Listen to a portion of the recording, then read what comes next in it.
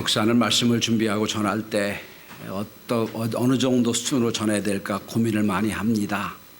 지난주 요한복음 2장을 함께 나누면서 상당히 깊은 말씀을 함께 나누었는데 이해가 되실지 모르겠습니다.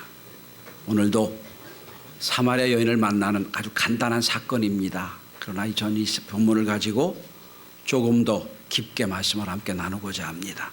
지난주와 더불어 정신을 좀 굳게 차리시고 귀를 열어놓고 말씀을 함께 나눌 수 있길 바랍니다. 우리는 우리 몸의 갈증을 쉽게 느낍니다. 그래서 목이 마르면 물을 찾고 음료수도 찾고 먹습니다. 그런데 우리의 영혼의 갈증과 갈급함은 알아차지 못할 때가 많습니다. 그래서 꿈을 이룰 가능성이 있거나 성공을 시도할 만하도 느껴지는 한 우리 내면의 공허나 우리 내면의 불안을 의욕이나 희망으로 해석을 해버립니다. 한세시병이라고 있습니다. 문둥병이라고 그러죠. 옛날에는 이 병이 가장 큰 문제는 속에 신경이 썩어져서 코가 잘라지고 손발이 잘라져도 느낌이 없다는 거예요. 그래서 어렵다는 겁니다. 그래서 이미 발견됐을 때는 희망 가능성이 없는 병입니다. 요즘은 다 치료제가 나와서 거의 이 한국 땅에는 한세시 병이 거의 없습니다. 있어도 음성입니다. 그런데 우리의 영혼에 갈급함이 있고 갈증이 있어 다 훼손된데도 불구하고 우리는 느끼지 못할 때가 많아요. 많은 사람들이 영혼의 갈급함을 단지 내가 아직 충족되지 못한 만족함이 없는 것으로 파악할 수가 있습니다. 그래서 아직 목표를 이루지 못했기 때문에 저 성공만 하면 내 영혼이 만족하다고 느낄 때가 있어요. 아마 그래서 그 성공을 위해서 몸부림쳐 애를 쓰고 갑니다. 그런데 막상 꿈을 이루었거나 우리가 보기에 완벽하게 성공을 이룬 사람들이 극단적인 선택을 하거나 잘못된 걸 볼 때는 이게 무언가 싶을 때가 많죠. 유명한 테니스 황제인 보리스 베커는 여러 해 전 그는 지면으로 이런 인터뷰를 한 적이 있습니다. 나는 웸블던 테니스 대회에서 2차례 우승을 했고 그중에 한 번은 최연소 선수로 우승을 한 적이 있다. 나는 부자 되었다. 재물도 있을 만큼 있고 필요할 만큼 있었다. 그런데 나는 항상 불행했다. 내면의 평화가 나에게는 없었다. 쫓기듯이 인생을 살았다. 이게 그의 고백입니다. 뿐만 아닙니다. 여러분 아마 이분을 아는 정도면 나이가 좀 드신 분일 거예요. 영화배우 소피아 로렌이 있습니다. 아라비아의 로렌스 같은 아주 참 좋은 작품을 남겼죠. 인터뷰 중에 그런 유명한 말을 남겼습니다. 나는 상도 많이 받고 결혼도 했고 자녀도 있고 부족함이 없이 살았다. 그런데 내 삶 속에는 결코 채워지지 않은 공허가 있었다. 이게 우리가 보기에는 가장 많은 이룬 사람들의 고백입니다. 여러분 인간은 뭘 이루려고 살아갑니다. 성취의 욕구가 우리 속에 있어요. 뭘 성취하려고 애를 씁니다. 그런데 성경은 단언합니다. 하나님 이외에 내가 성취하려는 그 어떤 그 노력과 그 애씀도 결국 구하면 구할수록 그것이 우리를 노예로 만들어버린다. 그게 성경의 일관된 주장입니다. 예수 없이는 어떠한 만족도 기쁨도 없다. 성경이 우리에게 주장하는 말씀입니다. 자, 예수님이 오늘 한 여인을 만납니다. 근데 이 여인이 여러분 기본적으로 영적인 지식도 있어요. 메시아가 누군지 알고도 있어요. 예배가 뭔지 알고도 있어요. 그런데 내면에 공허함이 있습니다. 갈급함이 있어요. 오늘 이 예수님이 이 여인을 만난 사건을 가지고 오늘 예수님이 이 땅에 왜 오셨는가를 한번 말씀을 함께 나눠보고자 합니다. 지난주 말씀을 기억하십니까? 예수 오신 이유가 뭐죠? 영적인 기쁨을 계속되게 하기 위하여. 구약의 모든 말씀을 유월법을 완성하기 위해 오셨고 주님은 십자가에 못 박히는 때 우리 구원을 완성했다고 말씀을 함께 나눴습니다. 오늘은 좀 다른 차원에서 예수님 오신 이유를 말씀을 함께 나누길 원합니다. 왜냐하면 다음 주가 성탄주일이거든요. 자, 오늘 본문에서 우리가 먼저 깨달아야 할 것은 찾아오신 하나님. 우리가 소외되고 영적으로 갈망하고 갈증이 있는 이 사회에 하나님 어떻게 해결하시느냐? 우리를 찾아오심을 해결한다는 거예요. 학문적인 체계에서는 기독교를 종교 영역 속에 넣습니다. 종교의 카테고리 속에 기독교가 있어요. 그래서 기독교를 불교, 요교, 도교, 이슬람 쪽에 하나로 기독교가 카테고리 되어 있습니다. 그런데 기독교는 종교임을 인정하긴 하지만 종교를 좋아하지 않습니다. 왜 그렇지요? 여러분, 모든 종교는 인간이 신을 찾아가는 과정이에요. 대개 우리가 믿는 신은 어떤 신입니까? 인간에게 화내 있는 신이에요. 인간에게 분노하는 신. 그래서 그 신을 달래려고 인간이 찾아갑니다. 찾아가서 어떻게 합니까? 제물도 드리고 심지어 자기 아들, 딸도 바치는 제물을 드려서. 그래서 신을 어떻게 하죠? 노예한 걸 풀어주는 게 종교예요. 모든 종교가 다 그렇죠. 심지어 불교는 어떤 겁니까? 제가 잘은 모르지만 제가 아는 종교 중에 짧은 지식으로는 인간이 신이 되려고 하는 종교가 불교예요. 해탈이죠. 득도죠. 신이 되는 거예요. 모든 게 다 없어지고 궁극적인 공이 되는 게 불교거든요. 결국은 인간이 신이 된다는 거예요. 뭡니까? 다 인간이 신을 찾아가는 과정이에요. 그런데 유일하게 기독교는 뭡니까? 하나님이 인간을 찾아오신 사건이에요. 성탄이 뭐예요, 여러분? 성탄절이 무슨 의미가 있습니까? 온 우주 만물을 지으신 주님이, 주인이 인간의 모습을 하고 가장 낮고 천한, 그것도 가장 가난한 이스라엘의 베들레헴에 오셨다는 거예요. 찾아오신 하나님. 그래서 의미가 있는 거예요. 오늘도 본문 한번 보십시다.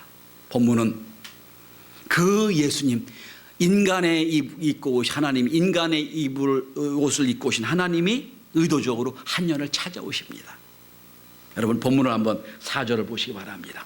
사마리아를 통과하여 하겠는지라 라고 나옵니다. 예수님이 지금 유대를 떠나 어디로 오세요? 갈릴리로 가시는 과정이에요. 그런데 그 과정에 사마리아가 있다는 거예요. 지도상을 보면 유대와 갈릴리 사이에 사마리아 땅이 있어요. 그런데 사마리아와 이스라엘은 적대적인 관계예요. 옛날 역사적으로 보면 바벨론 포로 끌려갈 때 바벨론이 이 사마리아 땅에 군대를 주둔시키고 혼혈화 시켜버렸어요. 그래서 옛날엔 이스라엘 땅이었는데 지금은 이스라엘 땅이 여기지 않습니다. 사마리아가 다른 땅이 됐어요. 왜냐하면 이스라엘 백성 보면 완전 하나님 백성 이스라엘 자손인데 사마리아가 가운데 들어가서 그들은 율법적으로 볼 땐 부정한 백성이에요. 그래서 개돼지 취급을 했어요. 그러니까 이스라엘 백성들한테는 사마리아 백성들이 개돼지 된 거예요. 그러니까 사마리아 백성, 이스라엘 백성들은 자기를 증오하고 싫어하니까 문제가 생기는 거예요. 그래서 전통적으로 이스라엘 백성 사마리아 여인과 어울리질 않아요. 그래서 성경에 여러분 왜 사마리아 여인이 와서 예수께 은혜를 구하는 장면이 나오죠? 그런 정도입니다. 그래서 사람들은 대개 갈릴리로 갈 때는 돌아서 갑니다. 우회해서 사마리아 땅을 밟지 않고 갑니다. 근데 예수님은 사마리아 땅을 직진해서 갑니다. 성경은 이렇게 표현하고 있습니다. 사마리아를 통과하여야 하겠는지라라고 번역이 되어 있어요. 여기 하겠는지라는 번역으로 된 거, 헬라어 말이 에데이란 말인데 이 말은 필요성이 있었다 이런 뜻입니다. 사마리아를 반드시 가야 되는 이유가 있었다라고 설명하는 거예요. 이 성경을 쓴 사도 요한도 지금은 몰랐어요. 왜 예수님이 다른 사람처럼 우회해서 갈릴리로 안 가고 왜 굳이 테러의 공격을 무릅쓰고 사마리아 땅으로 직진해야 되는지 이해를 못했어요. 나중에 쓰면서 말합니다. 아, 하나님의 필요해서 갔구나. 이걸 신학자 해리스는 이렇게 말합니다. 신적인 필요성에 의해 사마리아로 들어갔다. 이렇게 표현합니다. 그래서 사마리아로 가신 거예요. 여러분, 왜 사마리아로 갔습니까? 사마리아 땅에 인생의 영혼의 갈증을 느낀 한 여인 때문에 간 거예요. 찾아가신 거예요. 찾으러 가셨다. 나중에 여러분 23절을 주목해 보시라면 23절. 나중에 하나님은 예수님이 이렇게 말씀하십니다. 23절입니다. 아버지께서는 자기에게 이렇게 예배하는 자들을 뭐 하신다고요? 찾으시느니라. 찾으세요. 지금도 찾으세요. 인생의 갈급한 영혼을 찾아오시는 것. 찾으신 하나님. 이게 성경의 이야기예요. 여러분들이 지금 여러분들 어느 교회에 오셨을 거예요. 시간을 맞춰가지고 아침 일찍부터 일어나서 준비하고 오셨을 거예요. 여러분 의지로 오신 거 맞습니다. 그러나 여러분 의지 이전에 더 중요한 게 뭡니까? 하나님이 여러분을 찾아내신 거예요. 찾아오시게 하신 거예요, 여러분. 하나님이 여러분의 우리의 마음을 열어주지 않았더라면 우리는 어떤 방법으로 주님을 찾아올 수가 없습니다. 성탄의 의미가 뭡니까? 하나님이 우리를 찾아오신 사건. 이게 성탄이에요. 자, 이제 예수님은 일부러 사마리아 땅을 통과해서 한 인생의 갈급한 여인을 찾아오세요. 두 번째, 이 여인은 어떤 여인이었습니까? 우리가 쭉 성경을 읽어보면 어떤 여인이죠? 이 여자는 지금 남편을 5명을 경험했던 여자. 지금도 살고 있는 남편이 자기 남편이 아니에요. 수가란 성에 가셨는데, 우물가에 가셨는데 그 우물가에 정오에 아무도 오지 않는 가장 떼약볕에 한 여인이 물을 뜨러 옵니다. 네, 여러분 오늘 본문에 참 재밌는 사건이 하나 나와요. 물을 뜨러 올 때, 여러분 시골 사신 분 아시죠? 우물에 물을 뜨러 올 때 물을 우물에 뜨러 오려면 뭐가 있어야 돼요? 물을 뜨는 바가지가 있어야지요. 예수님이 말씀하십니다. 우물 곁에 왔으니까, 예수님이 피곤해서 목이 말라 우물 곁에 왔으니까 예수님 물으십니다. 말씀하십니다. 여자여, 나에게 물을 좀 달라. 그렇죠? 물을 좀 달라 말씀했어요. 그런데 여러분 성경을 한번 보시기 바랍니다. 여러분 11절 한번 보세요. 여자가 이르되 이렇게 말합니다. 주여, 물 기를 그릇도 없고 이 우물은 깊은데 어디서 당신이 그 생수를 얻겠사옵나이까. 여러분 제가 질문합니다. 여자가 물 뜨러 왔지요. 물 뜨러 올 그릇이 갖고 왔어요, 안 갖고 왔어요? 11절 물 뜨러 그릇이 있어요, 없어요? 없죠? 이상하지 않아요, 여러분?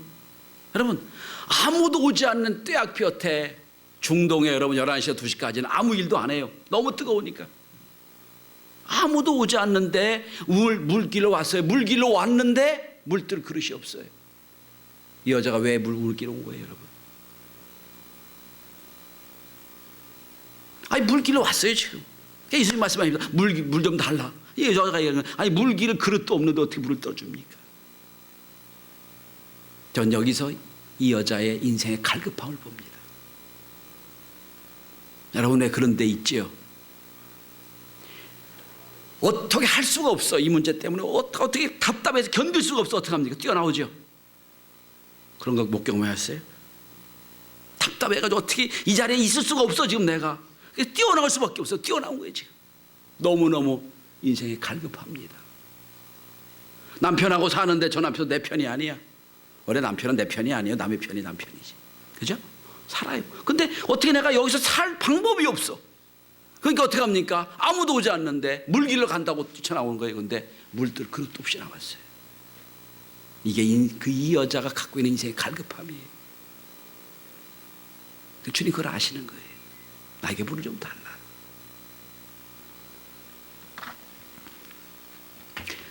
성경 역사상 2000년 역사를 보면 이 여인을 별로 안 좋게 얘기합니다. 서구책을 보면 이 여인을 남편을 5을 갈아치운, 그들 눈으로 볼 때는 그래서 뭐 아주 나쁘게 표현하고 있는 뭐 중독증 환자, 성중독증 환자 이렇게 표현하고 오인되어 왔습니다. 그러나 역사를 조금 보면 당시 여자의 신부는 남자를 갈아칠 만한 능력이 있는 여자가 하나도 없어요. 그래서 어떤 재미있는 책을 보면 이 사마리아 여자는 뭐라고 표현했냐면, 사막에 엘리자베스 테일러였다 뭐 이렇게 표현합니다. 엘리자베스 테일러는 남편 8명 가르쳤잖아요. 그죠? 그런 정도가 아니에요. 그런 뜻이 아니에요. 여러분, 여러분 생각해 보세요. 여러분, 당신은 여러분 여자는 사람 취급도 못 받았던 때예요. 어떻게 근데 여자가 남자를 가르쳤겠어요? 불가능한 거예요. 무슨 얘기냐? 남자로부터 수많은 상처를 받고 어려움을 당했다는 뜻이에요. 제가 이걸 가지고 어디 가서 강의를 하면서 그랬습니다. 여자한테 물었어요. 여러분, 지금 남편이 계신데 남편을 몇 번 발을 칠 마음이 있냐고 했더니 얼굴이 하얘지면서 아무도 없더라고요. 지금도 힘들어 죽겠는데. 에? 그 정도로 어려운 여자예요. 그런데 이 여자는 뭐가 있냐면 오늘 본문을 쭉 보시면 그래도 영적인 갈급함이 있어요. 여러분 보실래요? 오늘 본문에 뭐라고 얘기합니까? 본문을 잘 보시면 이렇게 됩니다. 자, 오늘 11절 12절에 야곱의 우물 나오지요.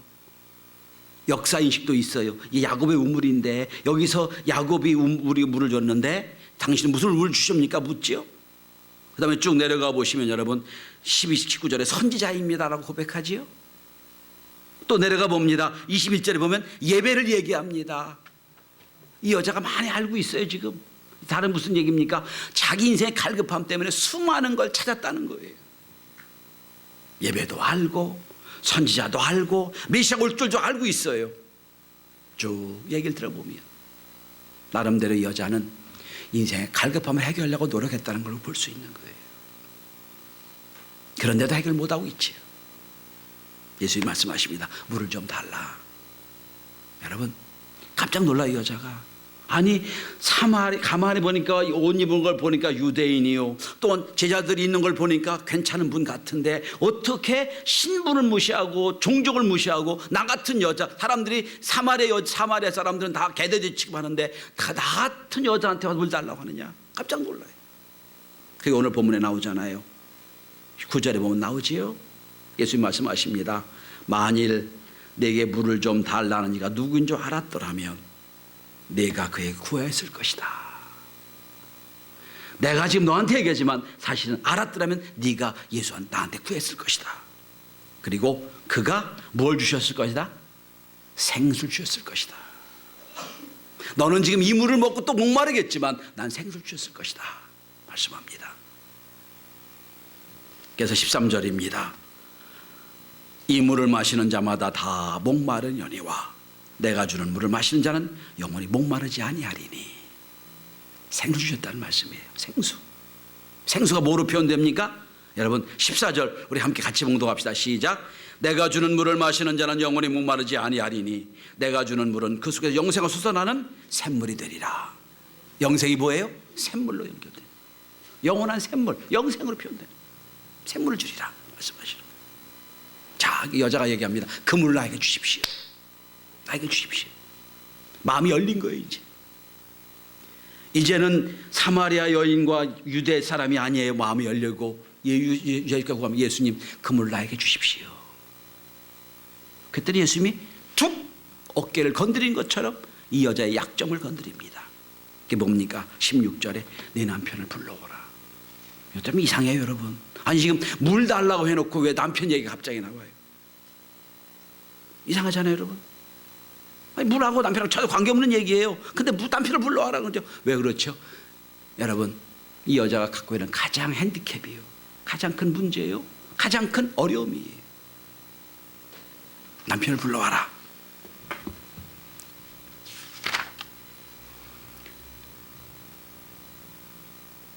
어떤 신학자 이걸 이렇게 해석을 했습니다. 그대로 제가 읽어드리겠습니다. 결국 예수님이 사마리아 여인에게 하신 말씀은 내 몸에 물만큼이나 내 영혼에 필요한 것, 가장 기본적인 것을 내게 주리라. 이것 없이는 너는 없어진 존재니라. 그러나 이것을 해결하기 위하여, 얻기 위하여 너는 내 문제를 해결해야 된다. 그게 남편의 문제예요. 이 여인은 지금까지 모든 과정에서 어떤 다른 방법으로 혹시 남편 때문에 어떤 것 때문에 갈증을 해결하려지 모릅니다. 그런데 그 방법으로 수많은 상처를 받았고 지금도 상처를 받고 있어요. 그런데도 거기서 해결하지 못하고 있어요. 어떤 이들은 일 중독으로 내 영혼의 공허함을 해결해 보려고 합니다. 어떤 이들은 출세해서 남을 지배하는 것 때문에 나를 해결해 보려고 합니다. 영혼의 갈급함을. 어떤 사람은 돈을 많이 벌어서 해결하려고도 합니다. 그러나 그런 것들은 우리 영적인 공허함과 갈증을 해결할 수 없다는 걸 이미 우리가 알고 있습니다. 이 여인에게 그가 가지고 있는 갈증은 육체적인 목마름이 아니라 내적인 영적인 갈증이라는 겁니다. 이걸 해결해 준다는 거예요. 자, 여자가 얘기합니다. 여기서 예배해야 됩니까? 저기서 예배해야 됩니까? 주님 말씀하지 않으세요. 그게 중요한 게 아니다. 장소가 중요한 게 아니라 나를 만날 때가 있을 것이다. 그러면서 예수님 쭉 말씀하시죠. 24절에 보면 하나님은 영이시니 예배하는 자가 진리와 영으로 예배할지니라. 예배 시간마다 날마다 여러분 말씀드리는 이 본문이에요. 자, 이 사마리아 여자가 예수님을 통해서 인생의 갈급함을 해결합니다. 자, 지금부터가 중요한 본문입니다. 가장 중요한 결론입니다. 글쎄 저도 이 본문을 준비하면서 여러분이 얼마나 이해했는지 믿었는지 잘 모르겠어요. 그러나 말씀을 함께 전합니다. 여러분, 이 사마리아 여인이 인생의 영혼의 갈급함을 해결할 수 있는 가장 기본적인, 가장 근본적인 시작이 어디서 시작됐지요? 시작이 찾아오셨고, 두 번째,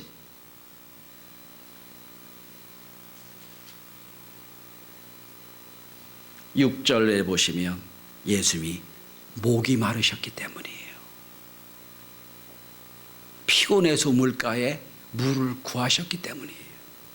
목이 마르셨기 때문에. 육신이 목이 마르시지 않았으면 이 여인은 우물가에 만나지도 못했을 거고, 육신이 목 마르기 때문에 우물가에 오신 거예요.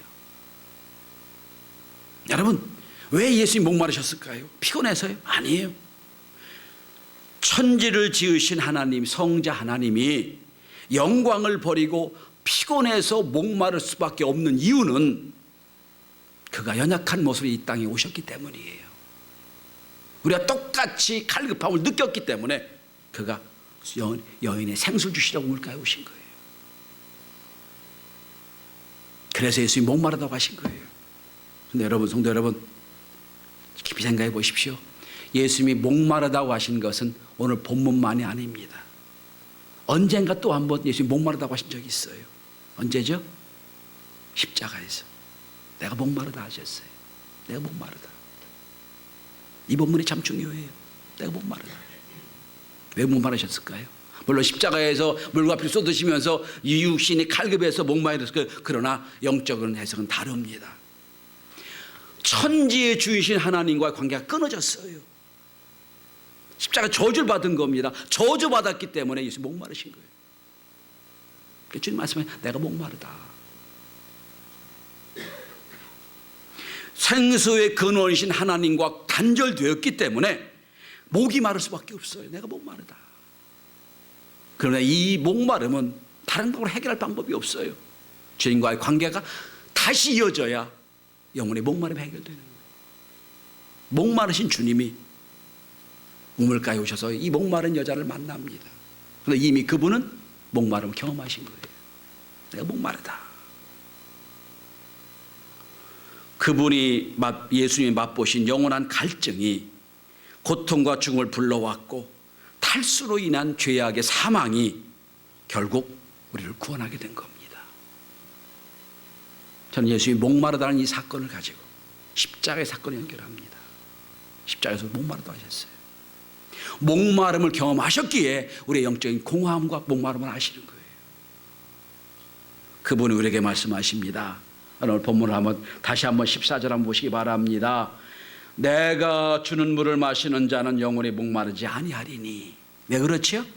이유가 뭡니까? 주님이 목마름을 경험했기 때문에. 그 목마름을 경험했기 때문에 여러분 말씀하십니다. 내가 주는 물은 역구석에서 온생가 솟아나는 샘물이 되리라. 왜 그렇죠? 주님과 연결됐기 때문에 생명이 되는 거예요.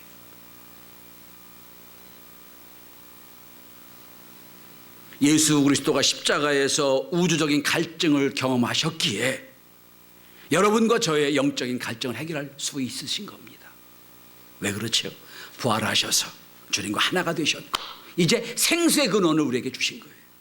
그분이 예수 그리스도예요. 저는 이 자리에 오신 여러분들이 세상 사람들이 경험하지 못한 영적인 갈증을 경험했고 그 경험 때문에 오늘 이 자리에 오신 줄 믿습니다. 나름대로 우리가 영적인 갈증을 해결했고 구원받았다고 믿습니다. 그러나 여러분, 우리가 영적인 목마름을 해결하기 위하여 물을 마시는 상대로 끝나서는 안 됩니다. 요한복음은 더 깊은 말씀을 하고 있습니다.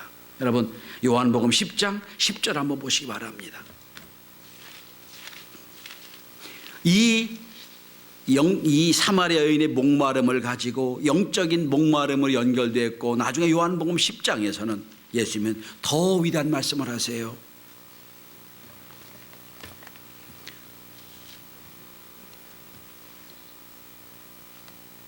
자, 요한복음 10장 10절입니다. 도둑이 오는 것 도둑질하고 죽이고 멸망시키는 것뿐이요 내가 온 것은 양으로 생명을 얻게 하고 더 풍성히 얻게 하라는 것이다. 풍성히 얻게 하라고 오셨다는 거예요. 그리고 한 절만 더 찾아보십시다. 요한복음 7장 37절 이하입니다.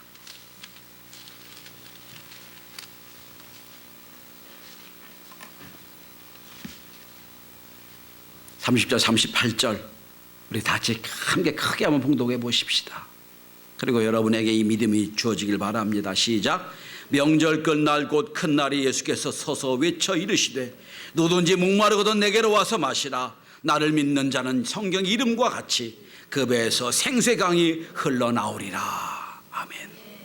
무슨 말씀이에요 여러분? 자, 정리합니다. 인생의 갈증을 겪고 있던 사마리아 여인을 주님 찾아오셨어요. 찾아오셔서 거꾸로 물을 좀 달라 말씀하셨어요. 근데 여인을 알고 봤더니 물 들어올 그릇도 없이 그냥 온 거예요. 너무 갈급해서 온 거예요. 어떻게 알아서 온 거예요. 와 보니 주님 만났어요. 그리고 말씀합니다. 물을 좀 달라. 물도 그릇도 없는데요. 아니야. 네가 나를 알았다면 나에게 구했을 것이고 내가 너에게 생수를 주었을 것이야. 그런데 해결할 게 하나 있어. 네 문제의 근원이 뭔 줄 알아? 너 그것을 위해서 그것을 통해서 만족하면 얻었는데 불가능한 거예요. 네 남편을 불러와. 남편이 없습니다. 맞다. 내 문제가 바로 거기 있다. 내가 의존하면 의존할수록 너는 더 갈급함을 경험하게 될 거야. 나를 믿어라. 내가 메시아다. 나를 믿으면 내가 너에게 영원한 생수를 주실 거야. 뿐만 아니라 네가 나와 너가 생수가 연결되면 네 배에서 생수가 흘러넘치게 될 것이야. 그게 오늘 38절의 말씀이에요. 나를 믿는 자는 성경 이름과 같이 그 배에서 생수가 흘러넘치리라. 다시 한번 요한복음 4장 넘어가 보십시다. 이 여자가 예수를 만났어요. 만났습니다. 자, 여러분 28절 29절을 제가 봉독합니다. 여자가 물동이를 버려두고 물 들어왔던 여자예요. 갈증으로 왔던 여자입니다. 물동이를 근데 버려두었어요. 필요 없어요. 이제는 무슨 얘기입니까? 영혼의 갈증이 해결된 거예요. 이제 더 이상 물 안 먹어도 돼. 물동이를 내려두고 동네로 들어가 사람들에게 말합니다. 내가 행한 모든 일을 내게 말한 사람을 와보라. 이는 그리스도가 아니냐. 그 배에서 생수가 흘러넘치는 거예요. 사람들이 모이기 시작합니다. 다 모여옵니다. 그리고 결론이 이렇게 끝납니다. 39절입니다. 그 동네 중에 많은 사마리아 여인이 예수를 믿는지라. 그리고 42절에 말합니다. 그 여자에게 말하되 이제 우리가 믿는 것은 내 말로 인함이 아니니 이는 우리가 친히 듣고 그 참으로 세상의 구주인 줄 알미라였더라. 그 배에서 뭡니까? 생수가 흘러넘친 거예요. 넘쳐서 이제 다른 사람에게 적셔지는 거예요. 사람들한테 와가지고 이제 예수의 생수를 연결된 거예요. 오늘 말씀이 제목이 영원히 솟아난 샘물이에요. 여러분, 주님이 지금도 목마르다고 하세요. 영원히 목마르다. 그 목마름을 통하여 우리의 목마름이 해결됐습니다. 영원의 솟아난 샘물로 우리에게 주셨어요. 여러분, 이 샘물을 이제 흘러넘치게 해서 여러분 아는 많은 사람에게 적셔져서 그들을 다 주 앞에 구원하는 놀라운 축복과 은혜가 있기를 주의 이름으로 축원합니다. 기도합니다.